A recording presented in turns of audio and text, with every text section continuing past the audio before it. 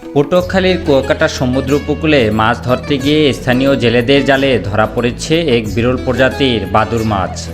দেখতে বিশাল আকৃতির ও পাখার মতো বিস্তৃত পাখনার জন্য একে বাদুড় মাছ বলা হয়।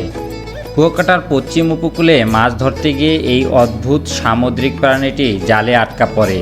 এরপর আলিপুর ফিশারি ঘাটে মাছটি নিয়ে আসা হয়।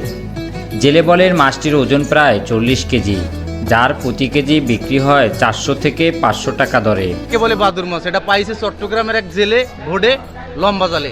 এটা সচরাচর পায় না, মাঝে মাঝে পাওয়া যায়। এটা 500 টাকা দরে বিক্রি হয় কেজি। মাছ ব্যবসায়ী বলেন এদিকের মানুষ এগুলো খেতে চায় না, তাই মাছটি ঢাকা পাঠিয়ে দেব, সেখানে ভালো দামে বিক্রি হবে। ঢাকা দেবো, মাছটা ঢাকা পাঠাবো সালাম দিয়া, হ্যাঁ যে বিক্রি করবে। তো ভাগ্য ঠিক কপালে কী বাজে এটা বলতে পারা যায় না। স্থানীয় জেলেদের ধারণা এই ধরনের বাদুড় মাছ সাধারণত গভীর সমুদ্রে বসবাস করে। সাগরে প্রবল স্রোত ও আবহাওয়া পরিবর্তনের কারণে হয়তো এটি তীরে চলে এসেছে। বিরল এই মাছ ধরা পড়ায় জেলেদের মধ্যে আনন্দ ছড়িয়ে পড়ে। তবে এই বিরল প্রজাতির মাছ শিকার করা সামুদ্রিক জীববৈচিত্র্যের জন্য হুমকি স্বরূপ বলছেন পরিবেশ প্রেমীরা।